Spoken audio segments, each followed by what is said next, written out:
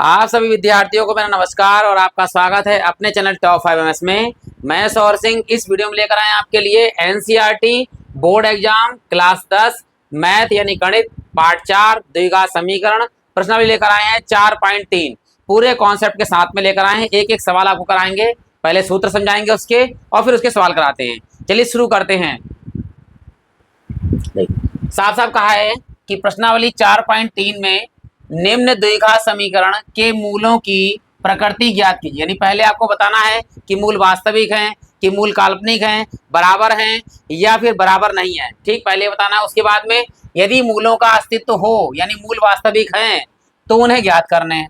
तो देखिए मैं बताता हूँ आपके लिए। सबसे पहले हमारे लिए द्विघात समीकरण होती है, सूत्र लिखा देते हैं फिर सवाल कराते हैं। देखो याला पहले सूत्र में जो द्विघात समीकरण होती है उससे तुलना करते हैं हम। द्विघात समीकरण ax स्क्वायर प्लस के bx प्लस c बराबर 0 से तुलना करते हैं। a b c के मान निकाल लेते हैं।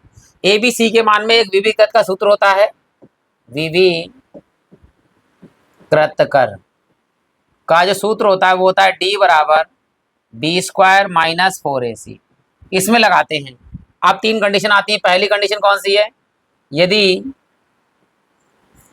d का मान जो है वो ध्यान दीजिए, d का मान अगर धनात्मक आ जाए,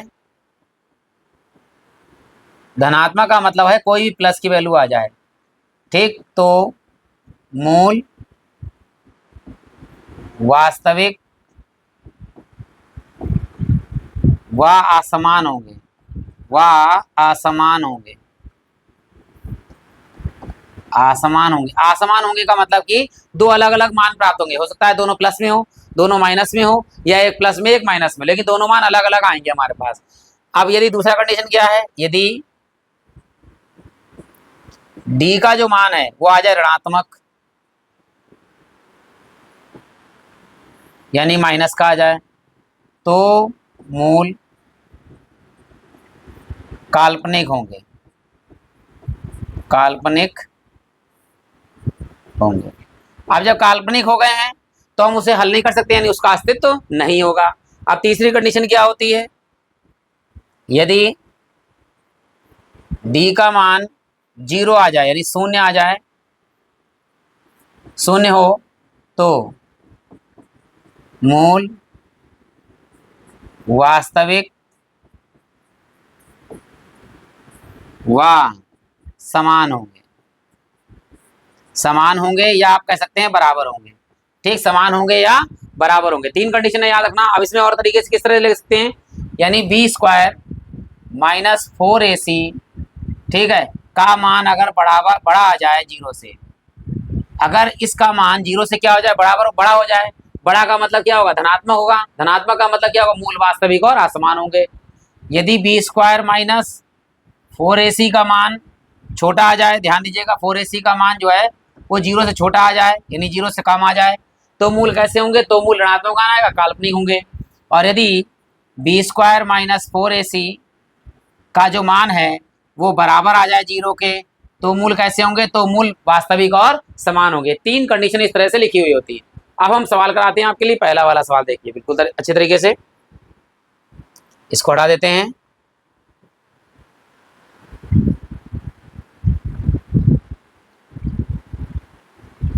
चलिए शुरू करते हैं सवाल।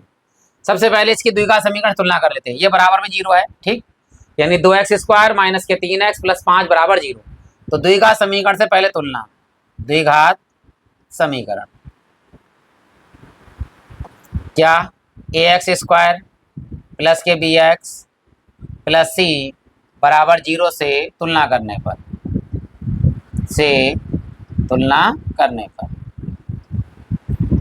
अब तुलना करते हैं। देखिए एक्स स्क्वायर गुणांक कितना है? ए का मान कितना आ रहा है? 2, तो ए बराबर हो गया हमारे पास 2।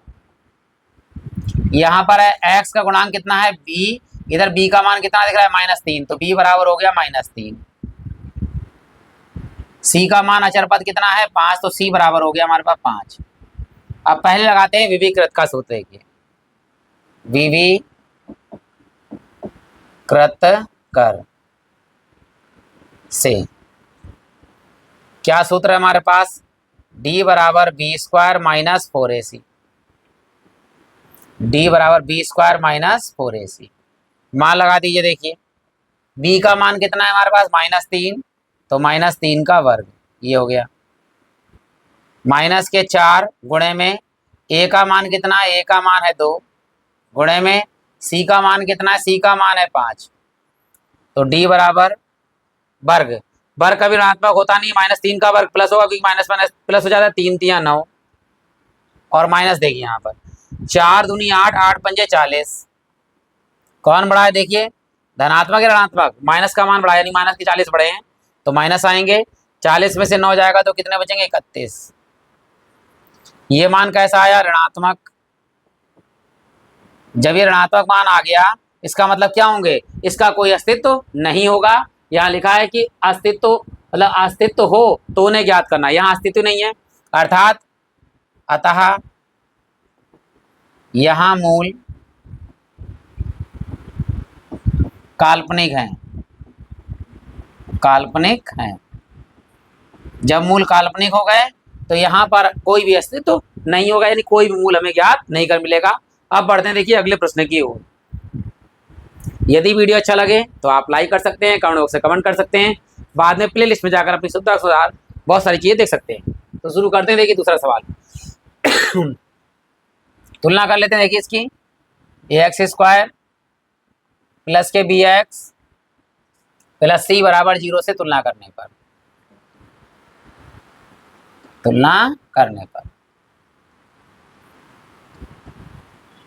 a का मान 3,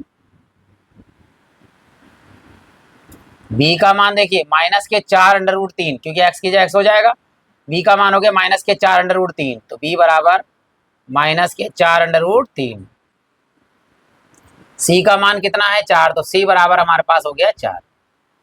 अब विविकृत का सूत्र लगाएंगे सीधे, विविकृत कर से क्या है हमारे पास सूत्र, d बराबर b² माइनस 4ac, तो d बराबर b का मान लगाएंगे। देखिए b का मान है माइनस के 4√3, तो माइनस के 4√3 का वर्ग, वर्ग है b का, माइनस माइनस 4 4 गुणे a का मान कितना है 3, गुणे c का मान कितना है 4, a का मान 3 और c का मान 4 हो गया। अब देखिए यहाँ पर खोलते हैं, ऋणात्मक का वर्ग धनात्मक ही होता है। अब पहले 4 का वर्ग होगा, 4 का वर्ग होगा 16, इंटू में या गुणे में कह सकते हैं, √3 का वर्ग कितना हो जाएगा 3। अगर √3 पर वर्ग लगा दिया जाए तो इस वर्ग से √ हट जाता है, यानी 3 बचेगा। तो इसी प्रकार यहाँ √3 का वर्ग कितना हो गया 3, माइनस के देखो 4 चौक 16 और 16 तियाँ कितना हो गया 48, या कर सकते हैं 4 तियाँ 12, 12 चौक 48, और यहाँ देखिए 16 तियाँ 48 हो गया, माइनस 48, 48 में से 48 गया तो क्या बचेगा 0, यानी क्या हो गया शून्य आ गया। जब ये शून्य आता है तो शून्य कैसे आएंगे, मूल कैसे आएंगे, बराबर आएंगे। अतः मूल वास्तविक व बराबर या समान कह सकते हो, बराबर होंगे, ठीक होंगे। अब क्या है, अब हमारे पास जो मूल वास्तविक आ गए, यानी अस्तित्व है इनका, तो हमें ज्ञात भी करना है। अब ज्ञात करने के लिए हम सीरीज सदाचार सूत्र लगाएंगे, गुणनखंड नहीं करेंगे, क्योंकि हम d का मान निकाल चुके हैं, यानी b² माइनस 4ac का मान कितना आया 0 आया, तो डायरेक्ट सूत्र लगाएंगे श्री धराचार का। देखो श्री धराचार्य सूत्र से क्या है, श्री धराचार का सूत्र वो होता है x बराबर, क्योंकि x दिया हुआ है तो x बराबर, ठीक है, -b plus minus √b² minus 4ac और बटे में आता है 2a। ये हमारे पास श्री धराचार का सूत्र है, ठीक। अब देखिए यहाँ पर जो जो मान निकाला वो लगाएंगे। देखो माइनस माइनस b का मान कितना है, देखो b का मान है माइनस के 4√3, तो माइनस, ये तो माइनस सही है साथ में, और ये वाला सूत्र वाला और ये वाला माइनस, यहाँ से माइनस के 4√3 ब्रैकेट बंद, फिर प्लस माइनस। अब देखिए अंदर वाला मान देखो b² minus 4ac, b² minus 4ac का मान क्या निकाला हमने 0। दोबारा क्यों करेंगे हम इतनी कैलकुलेशन, जब हम d का मान जानते हैं 0, वही d का मान जो है b² माइनस 4ac यानी इस अंडर रूट वाला मान होता है, तो ये लगा दीजिए इसकी जगह पर 0, पूरा मान निकला हुआ है बटे में देखिए 2 गुणे में ए का मान क्या है, देखिए ए का मान कितना है 3। एक्स बराबर देखिए यहाँ पर माइनस माइनस प्लस हो गया 4√3 प्लस माइनस, अगर 0 अंडर रूट में हो तब भी 0 0 0 ही रहता है। और नीचे देखिए 3 दूनी 6, अब सही से लिख देंगे एक्स बराबर 4√3 और नीचे कितना है 6, 2 से काट लीजिए 2 दूनी 4 और 2 तियाँ 6, तो एक्स का मान कितना आया हमारे पास में 2√3 और नीचे में 3। ठीक, अब क्या कर सकते हैं, अगर √3 नीचे चाहिए तो नीचे कर सकते हैं, वैसे ही हमारा आंसर बिल्कुल सही है। आपको लग रहा होगा सर एक ही मान आया है, क्योंकि मान बराबर हैं तो 2 बार यही मान आएगा, यानी यही शून्य जो है यानी यही मूल जो है वो 2 बार हैं। या क्या कर सकते हैं, देखिए नीचे 3 लिखा हुआ है, इसको आप √3 ले सकते हैं। तो क्या हो जाएगा, देखिए मैं यहाँ लिख देता हूँ आपके लिए। तो एक्स बराबर ऊपर है हमारे पास 2 √3 और नीचे वाले 3 को हम 2 बार लिख सकते हैं, √3 लिख दीजिए। एक √3 से एक √3 क्या हो गया, कट गया, तो एक्स बराबर आया 2/√3। अब जो मूल 2 बार लिख देंगे इसके लिए आता है, जो मूल हैं वो हमारे पास हैं 2 बार लिखेंगे इसको, 2/√3 और 2/√3 है, यानी दोनों मान कैसे हैं हमारे पास में बराबर है। आशा करता हूं कि आपको अच्छा लगा हो, क्लियर हो गया होगा। अगर कोई डाउट रह गया है तब भी आप कमेंट बॉक्स में डाउट ले सकते हैं, अच्छा लगा हो तो अच्छा ले सकते हैं। और बाद में प्ले लिस्ट में जाना बिल्कुल ना भूलें, बाद में आप प्ले लिस्ट में जाकर अपनी सुविधा के अनुसार विजिट कर सकते हैं। बढ़ते हैं, देखिए अगले प्रश्न की ओर। ये है सवाल, देखिए यहाँ तुलना कर लेते हैं द्विघात समीकरण से, ax² plus bx plus c बराबर 0 से तुलना करने पर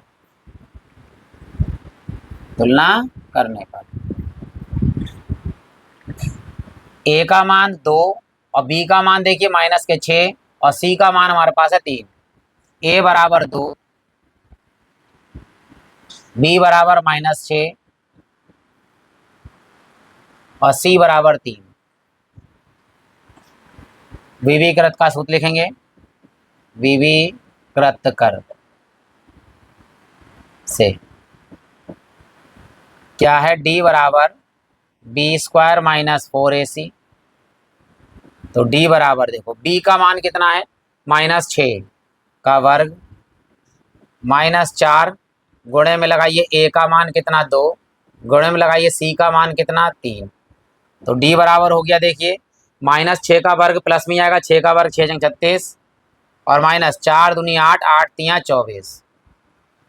तो d का मान कितना आ गया, 36 में से 24 जाएगा तो कितना बचेगा 12। अब 12 कौन सा मान आया हमारे पास में, धनात्मक। अब जब धनात्मक मान आ गया तो मूल वास्तविक साथ में असमान आएंगे, यानी दोनों अलग अलग मान आएंगे। अतः मूल वास्तविक व असमान होंगे, असमान। यानी अब हमारे पास जो है दोनों मान हमारे जो है वो अलग अलग आएंगे। देखिए फिर श्रीधराचार्य का सूत्र लगा दीजिए यहाँ पर, देखिए श्रीधराचार्य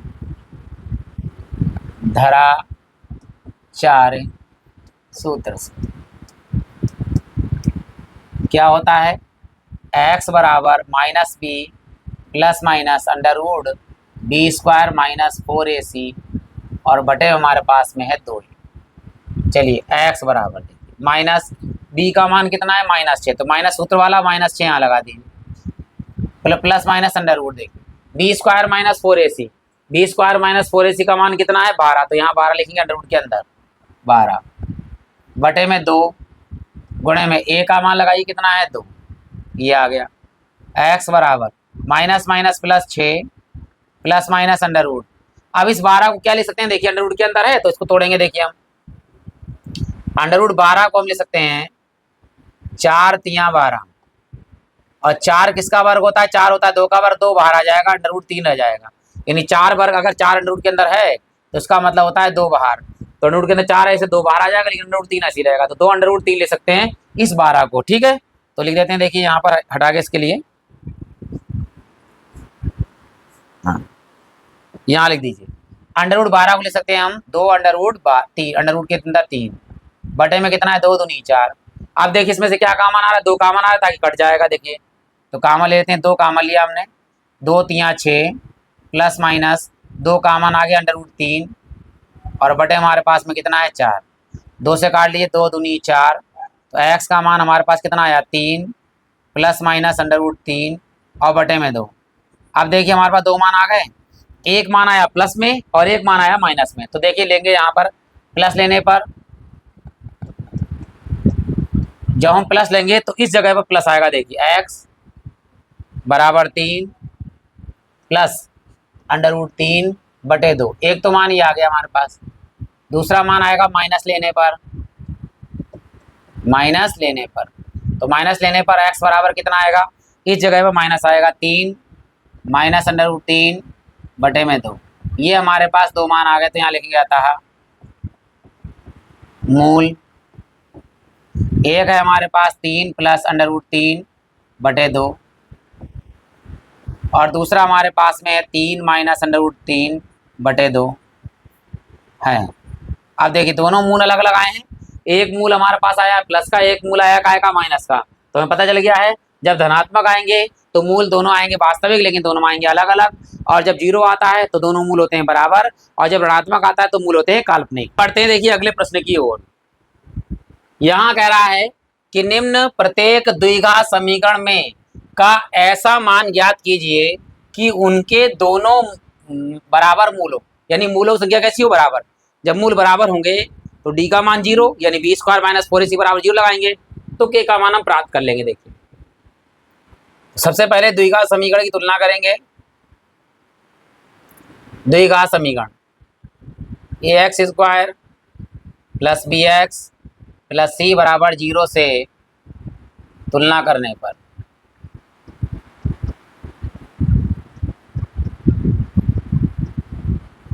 a का मान 2, b का मान k, c का मान 3, a बराबर 2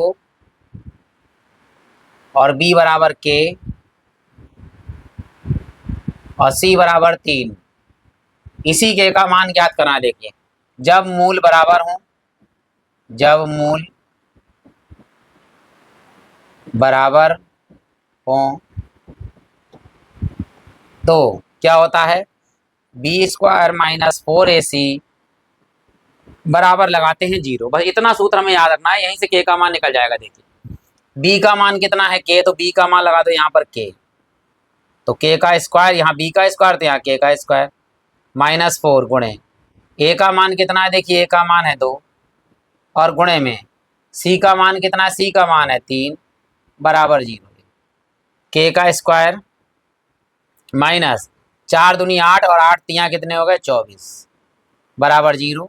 ये 24 माइनस का इधर आगे का हो जाएगा प्लस का, तो के स्क्वायर बराबर 24, स्क्वायर यहाँ से हटेगा तो क्या लगेगा अंडर रूट, तो के स्क्वायर हटेगा तो यहाँ पे प्लस माइनस अंडर रूट लगेगा 24। प्लस माइनस इसलिए कि के का मान प्लस भी हो सकता है, के का मान माइनस भी हो सकता है। अब 24 को क्या ले सकते हैं, देखिए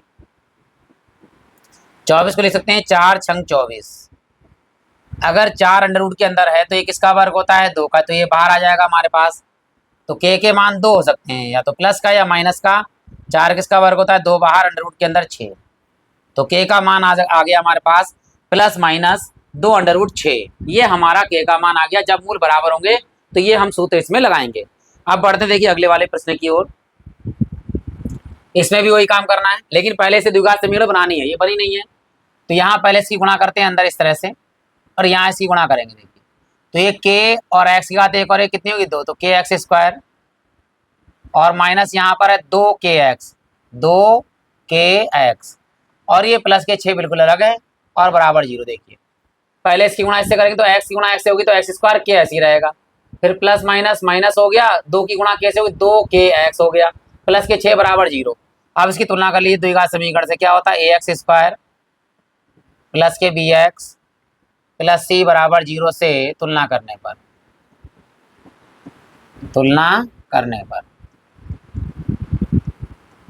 तुलना करेंगे सी का मान 6 और ये बी का मान माइनस के साथ से लेकर 2 के, माइनस के 2 के, और ए का मान कितना है के, ए बराबर के और बी बराबर माइनस के 2 के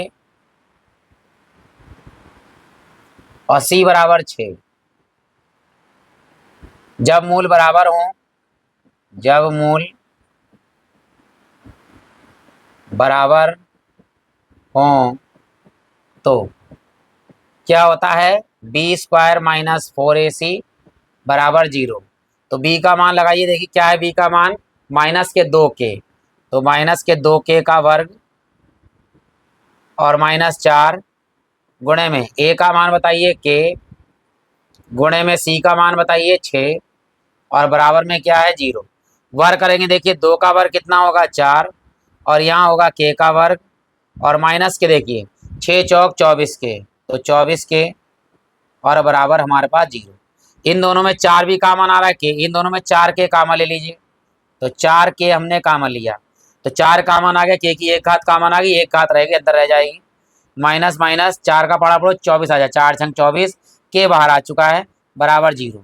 दो मान आ गए, एक तो ये आया हमारे पास, एक ही आया, तो ये क्या आएगा 4 के बराबर 0। देखिए पहले फर्स्ट 4 के बराबर 0, तो ये जो है 4 हमारा गुणे बटे में चला जाएगा, तो के बराबर 0/4, जिसके ऊपर 0 उसका मान 0, यानी के बराबर हो गया 0।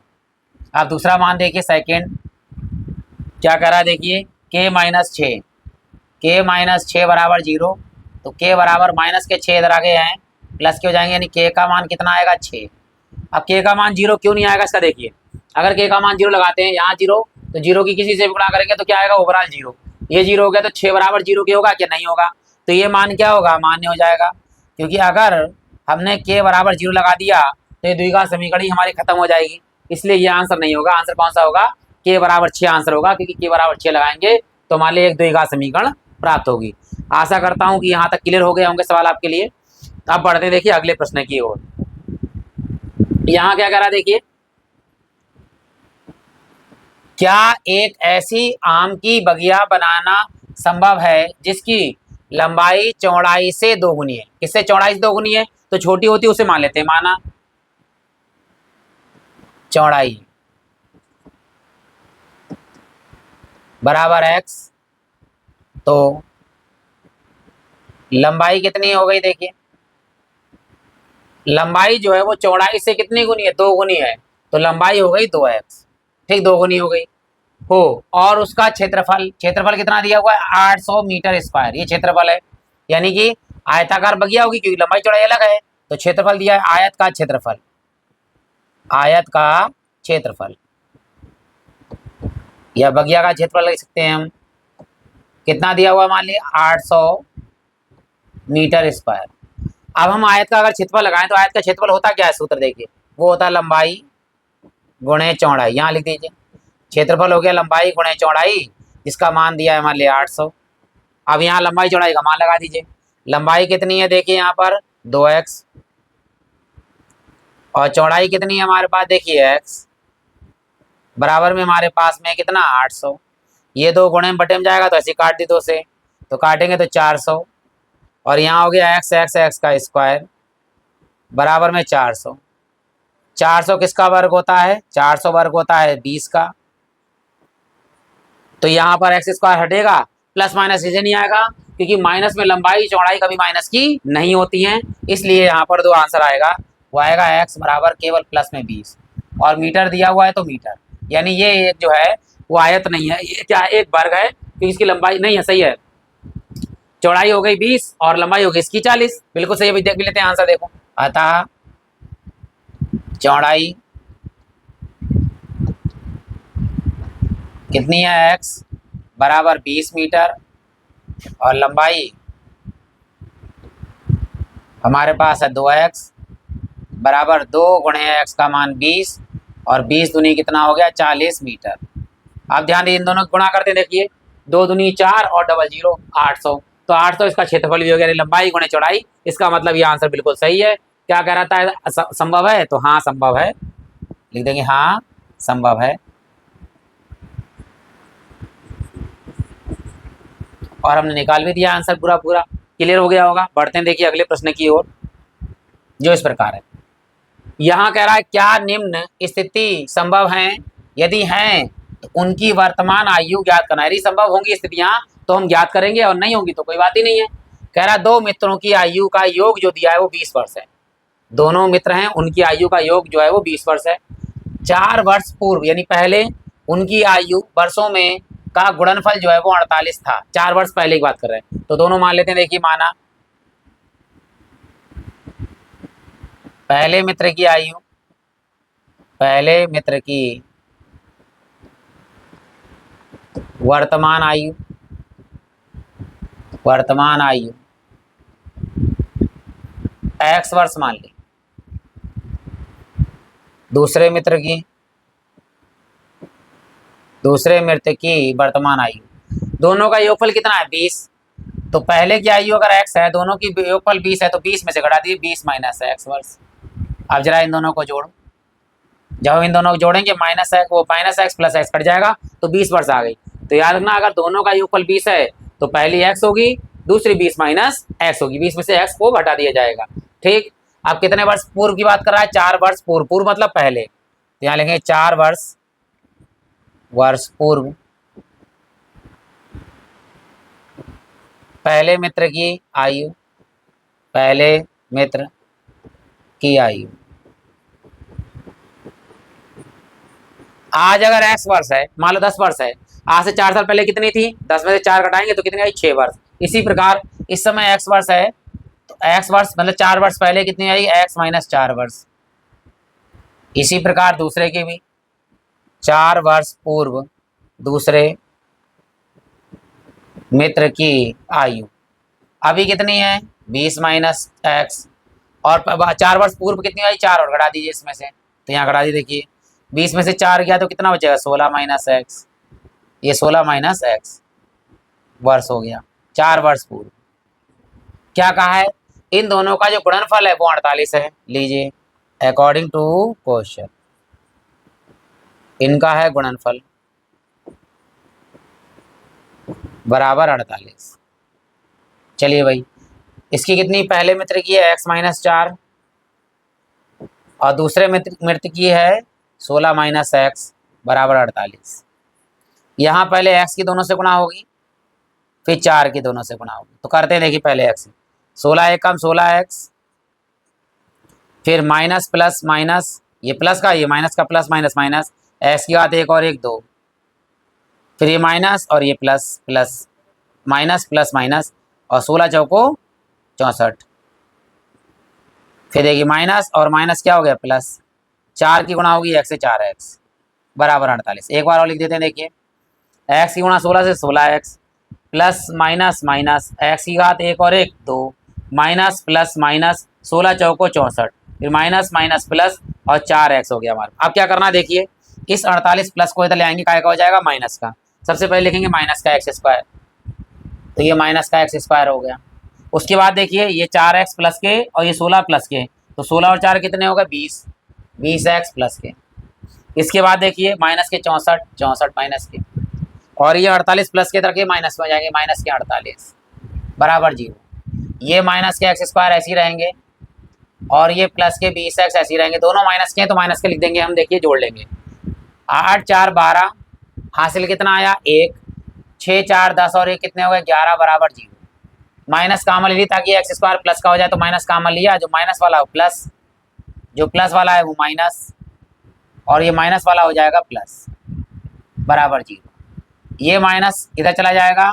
अगर माइनस का 0 हो या प्लस का 0 हो, 0 0 होता है, ना माइनस का होता है ना प्लस का होता है, तो बराबर की चीज़ तो अपने आप घट गई।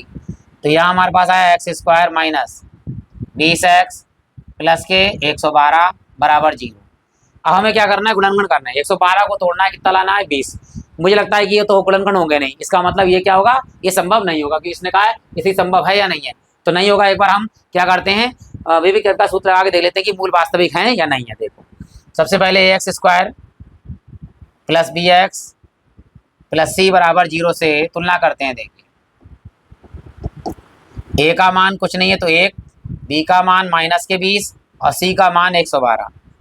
ए बराबर यहाँ कुछ नहीं है तो 1 होगा, बी का मान माइनस 20 और सी का मान देखिए 112। सूत्र लगाएंगे डी बराबर B square minus 4ac। D बराबर क्या है? बी का मान देखिए माइनस के 20 का वर्ग और -4 गुणे ए का मान 1 और सी का मान 112। यहाँ देखिए वर्ग कभी ऋणात्मक होता नहीं, 20 का वर्ग कितना होगा 400 माइनस देखिए 112 गुणा 4 से कर रहे हैं, देखिए 4 दूनी 8, 4 एक कम 4 और ये 4 एक कम 4, कौन बड़ा है देखिए माइनस का बड़ा आ गया, माइनस का बड़ा 448 में से 400 जाएंगे तो माइनस के 48 और ये माइनस का मान आ गया ऋणात्मक। और ऋणात्मक का मतलब क्या होता है कि मान काल्पनिक है, काल्पनिक है, इसका मतलब ये जो सवाल है इसमें स्थिति जो है वो संभव नहीं है, यानी ये मान काल्पनिक है इसलिए इसका अस्तित्व नहीं है। आशा करता हूं कि क्लियर हो गया होगा। अब बढ़ते हैं अंतिम प्रश्न की ओर। यदि वीडियो यहाँ तक अच्छा लगा हो तो आप लाइक कर सकते हैं, कमेंट बॉक्स में कमेंट कर सकते हैं, बाद में प्लेलिस्ट में जाकर अपनी सुविधा के अनुसार बहुत सारी चीजें देख सकते हैं। बढ़ते हैं अंतिम प्रश्न की ओर। देखिए जो दिया यहाँ पर कह रहा है क्या परिमाप 80 मीटर तथा क्षेत्रफल 400 मीटर स्क्वायर के एक पार्क को बनाना संभव है यदि उसकी लंबाई और चौड़ाई ज्ञात करनी है। यानी अपने तरफ से लंबाई मान लीजिए और चौड़ाई मान लेते हैं। देखो माना लंबाई x और चौड़ाई y, परिमाप दिया है। देखिए आयत का परिमाप का सूत्र क्या होता है वो भी लिख देते हैं। देखो आयत का परिमाप हमें दिया है, पहले देंगे परिमाप बराबर कितना है 80 मीटर और परिमाप का सूत्र होता है 2 ब्रैकेट में लंबाई प्लस चौड़ाई बराबर कितना है 80, 2 से काट दीजिए यहाँ पर 2 चौक 8, 0 का 0। लंबाई कितनी मानी हमने x, चौड़ाई कितनी मानी हमने y, बराबर कितना है 40। x या y में से किसी का मान निकाल लीजिए, ये x प्लस का उधर आगे क्या हो जाएगा माइनस का, तो y बराबर हो गया हमारे पास 40 और ये x हो गया माइनस का। तो जहाँ y आएगा वहाँ पर हम लगा देंगे 40 माइनस x। अब क्या कर रहा है देखो इसका क्षेत्रफल दिया है, मान लीजिए आयत का क्षेत्रफल लगाएंगे। देखो आयत का क्षेत्रफल, आयत का क्षेत्रफल क्या होता है लंबाई गुणे चौड़ाई, लंबाई गुणे चौड़ाई। क्षेत्रफल दिया कितना यहाँ लिखो, देखो क्षेत्रफल दिया है 400 मीटर स्क्वायर है, 400 लिख दीजिए यहाँ पर। लंबाई कितनी है x, चौड़ाई कितनी है y, x का वो y का मान अभी हमारे पास है, y का मान यहाँ लगा दीजिए। देखिए तो ये 400 ऐसे ही रहेगा बराबर, देखिए इस x की जगह पर तो ऐसे ही रहेगा x और इस y का मान लगाइए, y का मान कितना है हमारे पास समीकरण से 40 माइनस एक्स, 40 माइनस एक्स हमने लगा दिया इस y की जगह पर। देखो 400 ऐसे ही बराबर x ऐसे ही और इस y की जगह पर 40 माइनस एक्स, इसकी गुणा कर दीजिए अंदर। देखिए 400 बराबर 40x और प्लस माइनस माइनस के एक्स स्क्वायर, ये एक्स स्क्वायर माइनस का इधर प्लस का हो जाएगा, ये 40 प्लस के इधर आगे काय को जाएंगे माइनस, सबसे पहले लिखेंगे एक्स स्क्वायर, फिर लिखेंगे माइनस के 40x, फिर लिखेंगे प्लस के 40, 400 प्लस के 400 ये वाला बराबर 0। देखिए सबसे पहले हमने लिखा एक्स स्क्वायर, ये माइनस का था प्लस का हो गया, प्लस का 40x था या माइनस का हो गया, ये प्लस का इधर ही था इधर ही रहा, बराबर में क्या आ गया 0। अब 400 को तोड़ोगी 40 आना चाहिए, बिल्कुल सही है। देखो 20 की गुणा होगी तो कितना आएगा 400 और 20 जोड़ेंगे तो कितना हो जाएगा 40। इसका मतलब इसके दोनों शून्य आपस में कैसे हैं बराबर, 20 हमारा आंसर आएगा। चलिए लगा देते हैं। देखिए एक्स स्क्वायर माइनस इस 40x की जगह पर दोनों माइनस के हैं तो 20x और माइनस के 20x। अब देखिए माइनस के 20x माइनस के 20x कितने हो गए -40x, इसलिए डायरेक्ट एक लाइन छोटी कर दी हमने यहाँ पर, और प्लस में है 400 और बराबर 0। इन दोनों में x कॉमन, इन दोनों में 20 कॉमन, इन दोनों में x कॉमन आ गया तो लिखेंगे x माइनस 20 और यहाँ माइनस में 20 कॉमन लीजिए, ठीक है x। अब माइनस कॉमन लिया है तो माइनस प्लस क्या हो गया माइनस 20 की गुणा होगी तो 400 बराबर 0। तो x माइनस 20 यहाँ भी है, x माइनस 20 यहाँ भी है, कोई सा भी मान ले लीजिए। देखिए चाहे अलग ले लीजिए चाहे अलग, बात एक ही है तो एक ही ले लो कोई सा भी। x माइनस 20 बराबर 0, तो ये 20 माइनस का इधर आगे काय का हो जाएगा प्लस का। अब ये मान उठाएंगे और समीकरण 1 में लगाएंगे तो y का भी मान कितना है हमारे पास, वो भी 40 है तो ये 20 हो जाएगा। देखिए इसे हटा देते हैं यहाँ पर,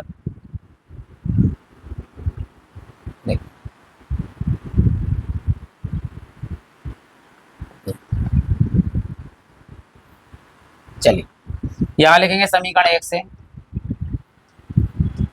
क्या लिखा है, y बराबर 40 माइनस एक्स, y बराबर 40 और x का मान हमारे पास 20 है, तो y बराबर 40 में से 20 गया 20। इसका मतलब क्या है, ये एक वर्ग है क्योंकि वर्ग की दोनों भुजाएं बराबर होती हैं, लंबाई और चौड़ाई दोनों आपस में बराबर है। तो यहाँ लिख देंगे आता है लंबाई x बराबर 20 और चौड़ाई y बराबर 20, और ये काय में है, मीटर में है, तो हमारा आंसर भी काय में आएगा, मीटर में आएगा। आशा करता हूँ कि ये पूरी प्रश्नावली अच्छी लगी होगी आपके लिए। आपने लाइक कर दिया होगा, नहीं किया है तो लाइक कर सकते हैं, कमेंट बॉक्स से कमेंट कर सकते हैं, प्लेलिस्ट में जाकर अपनी सुविधा के अनुसार विजिट कर सकते हैं, जब चाहे मर्जी आप देख सकते हैं। इसी के साथ ये वीडियो समाप्त होता है। आप सभी लोगों का हृदय से धन्यवाद।